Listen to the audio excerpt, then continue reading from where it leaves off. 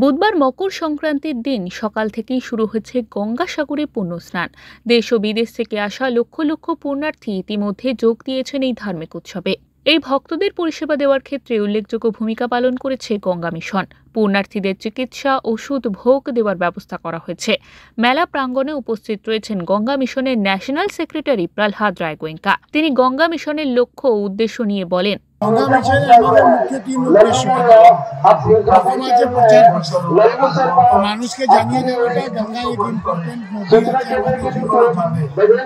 এটা না করলে আমার ভারতের সংস্কৃতিটা নষ্ট হয়ে যাবে, আমাদের বিকাশের নামে আমরা ওকে বিনাশ করতে পারি।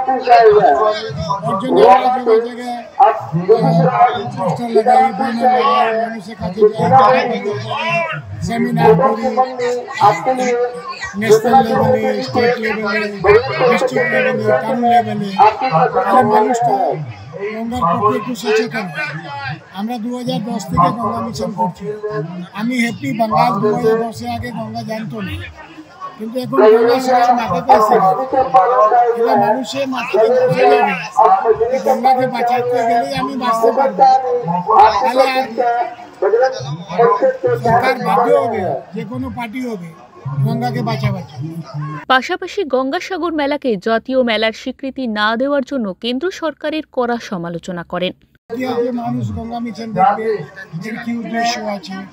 অনেক নেতারা, অনেক social ওয়ার্কাররা now they are talking about the Ganga সেমিনারের মধ্যে ডিফারেন্ট লেভেলে মানুষ কাছে যাচ্ছে কি গঙ্গা একটু বড় ইস্যু আছে, গঙ্গা আমাদের থেকে সব থেকে মহত্বপূর্ণ। একে না বাঁচালে আমরা পুরো ভারতে 40% জনসংখ্যা নষ্ট হয়ে থার্ড যে আমার পার্ট আছে আন্দোলন করে, তার মধ্যে আমরা ধর্ণা দিচ্ছি, আমরা মার্চ ফর গঙ্গা করছি, আমরা এসএলপি করছি, পিআইএল করছি, ন্যাশনাল গ্রিন ট্রিবিউনালে যাচ্ছি। আমাদের তিনটা পার্টি কন্টিনিউয়াস কাজ চলতে থাকে পুরো সারা বছর। স্যার, এই গঙ্গা মিশনে যে সারা বছর আমরা দেখি, আপনি গঙ্গা মিশনে বিভিন্ন রকম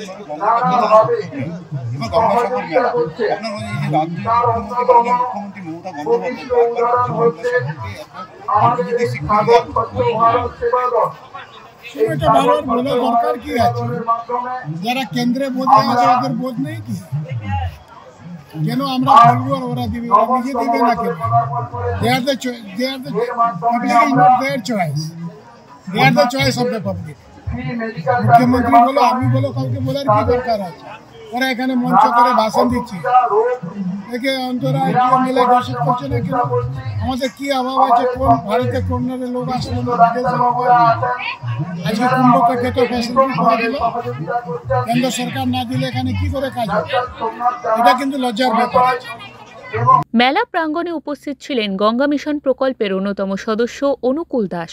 তিনি বলেন, আমরা আপাতত মেলাটা পরিষ্কার করার চেষ্টা করি, নিজেরা আপাতত পরিষ্কার করি, আমাদের ক্যাম্প তো পরিষ্কার করি, পাশে যদি ক্যাম্পে কোনো নোংরা থাকে আমরা পরিষ্কার করি। তাছাড়াও আমরা এই গঙ্গাসাগরকে আরও সবুজ দেখার জন্য প্রহ্লাদ গোয়েঙ্কা অনেক সাহায্য করেন। আমরা ফলের চারা থেকে আরম্ভ করে নারিকেল চারা, সুপারি চারা, এবং এটা জানেন যে নারিকেল গাছ এবং সুপারি গাছ অতি ঝড়েও ভেঙে যায়, ভেঙে যায়, এবং নারিকেল গাছটাও একদম বন্ধ করি।